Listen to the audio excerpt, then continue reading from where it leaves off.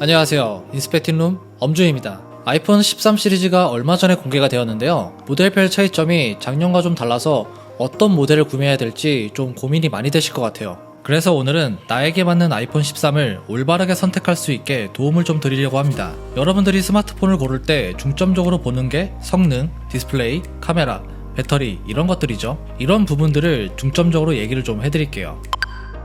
먼저 성능을 보면 이번 아이폰 13은 프로 모델과 일반 모델에 A15 칩셋이 똑같이 들어가 있는데요.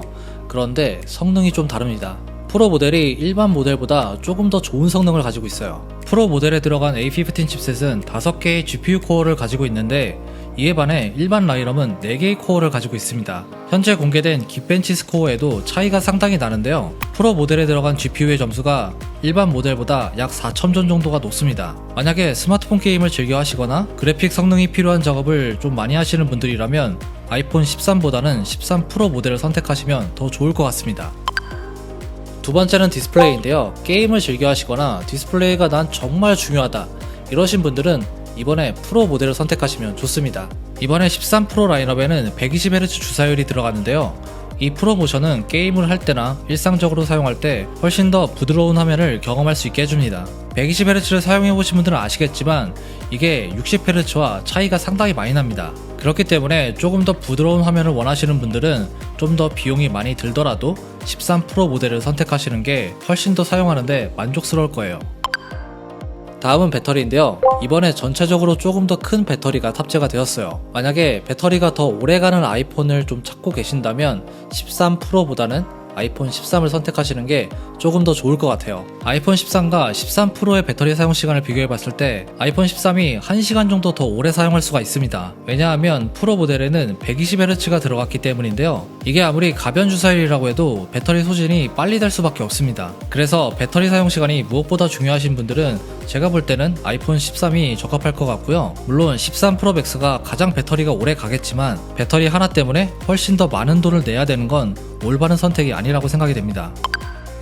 이번엔 카메라 기능인데요. 이번에 프로 라인업에는 카메라 렌즈의 업그레이드와 시네마틱 비디오 같은 여러가지 전문가들이 사용하는 기능들이 많이 들어갔습니다. 이런 전문 기능들이 아이폰 13 프로의 라이다 스캐너를 통해서 가능한 게 아니냐 이렇게 오해를 하고 계신 분들이 있으신데요. 아이폰 13에도 이런 기능들이 가능해요. 그래서 시네마틱 비디오 같은 기능들을 사용하고 싶다고 해서 프로로 갈 필요는 전혀 없는 거죠. 그리고 전문가들이 사용하는 프로레스 촬영도 들어갔는데요. 이 프로레스 촬영은 4K 30프레임까지 촬영이 가능하다고 알려져 있어요. 그런데 여기서 정말 중요한 건 만약에 여러분들이 128GB를 구매를 했다면 4K가 아닌 1080p까지밖에 사용할 수가 없습니다. 이건 많은 분들이 아마 모르시고 계실 거예요. 저도 이번에 정리하면서 알게 된 건데 이번에 프로레스 촬영을 좀 염두에 두고 계신다면 128GB 대신 다른 용량을 구매하시는 걸 추천드릴게요. 그리고 카메라 퀄리티의 차이에 대해서도 많은 분들이 궁금해 하실 것 같은데요. 일단 프로 모델에는 새로운 망원 렌즈가 들어갔습니다. 이제는 3배 광학줌을 지원해줍니다. 일반 모델의 경우 기존처럼 망원 렌즈가 들어가 있지 않아요. 그래서 줌을 이용한 촬영은 아무래도 프로 모델들이 일반 모델보다는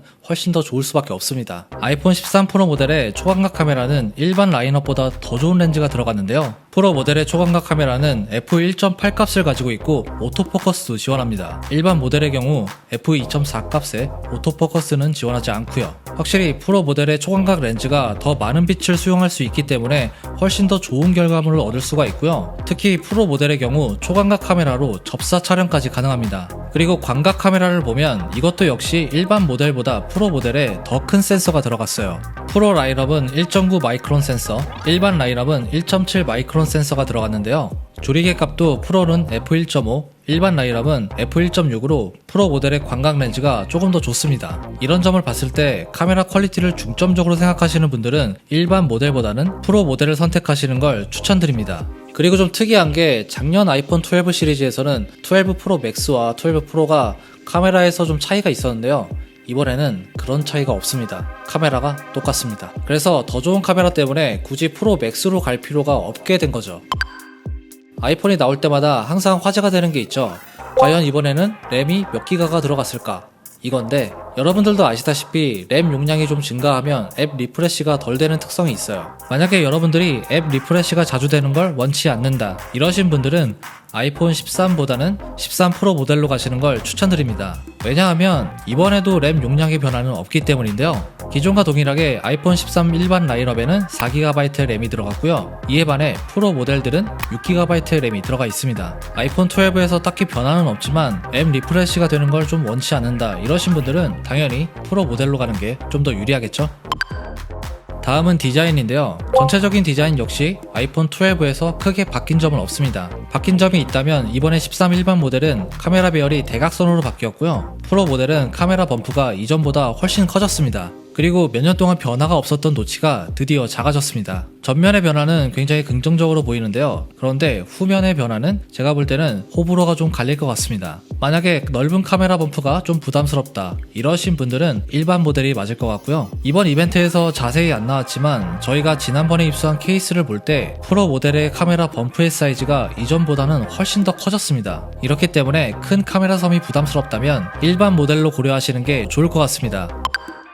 이번 아이폰 13 시리즈는 작년과 비슷한 가격으로 나왔는데요. 아이폰 13 일반 라인업의 경우 128GB로 기본 용량이 올라갔습니다. 이전에 64GB에 비해 2배 높아진 거죠. 그리고 디스플레이 최대 밝기가 800니트로 올라갔습니다. 작년 12 프로의 최대 밝기가 800니트였던 걸 생각하면 이제는 일반 모델에서도 거의 프로급 밝기를 지원하게 된 거죠. 그리고 12 프로 맥스에만 들어갔던 센서 시프트 OIS도 이제는 일반 모델까지 적용이 됐습니다. 거기에다가 이번에 프로 라인처럼 배터리도 늘어나고 노치도 줄어들었어요. 이렇게 일반 라인업의 경우 비슷한 가격에 많은 부분들이 개선이 되었기 때문에 이제는 굳이 프로 모델을 가지 않더라도 괜찮은 업그레이드라고 할 수가 있습니다.